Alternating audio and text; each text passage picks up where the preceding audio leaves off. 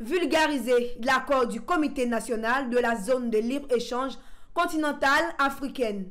Créer un cadre d'échange et de collaboration nécessaire avec les acteurs des postes frontaliers. Tel est l'objectif de cette tournée de sensibilisation et d'information. Après les allocutions, la présentation de CNZLECAf, suivie de la présentation des missions de la Commission nationale des frontières de Côte d'Ivoire. Le chargé d'études à la Commission nationale des frontières de Côte d'Ivoire a expliqué le rôle de sa structure. La Commission nationale des frontières de la Côte d'Ivoire, c'est l'organe étatique chargé de tout ce qui est la coordination de l'action de l'État dans les zones frontalières.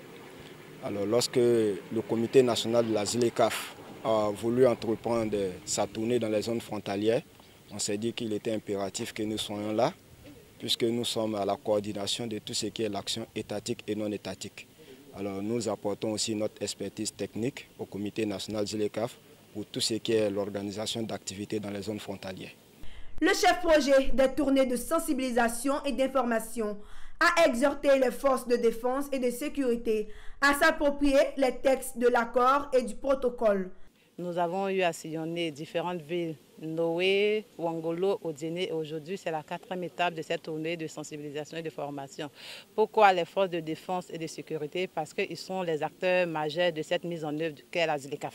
Donc il faut venir d'abord les informer, les former et avoir leur implication pour que cette zone-là, si on veut que cette zone-là réussisse, il faudrait qu'ils soient impliqués. Pour le sous-préfet de Tabou, cette tournée de sensibilisation et d'information des instruments juridiques de ZLECAf est la bienvenue. Il a demandé aux forces de l'ordre d'appliquer toutes les recommandations. Cette tournée de sensibilisation et d'information sur les instruments juridiques de la zone de libre-échange continentale africaine est une opportunité pour nous.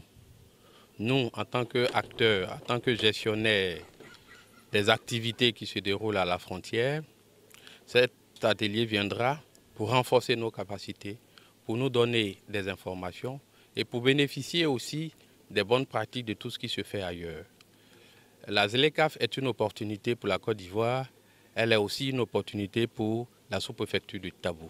Rappelons que la mise en œuvre de la zone libre d'échange continentale africaine est entrée dans sa phase opérationnelle depuis le 1er janvier 2021. À ce jour, 54 États sur les 55 que compte le continent africain sont signataires de l'accord.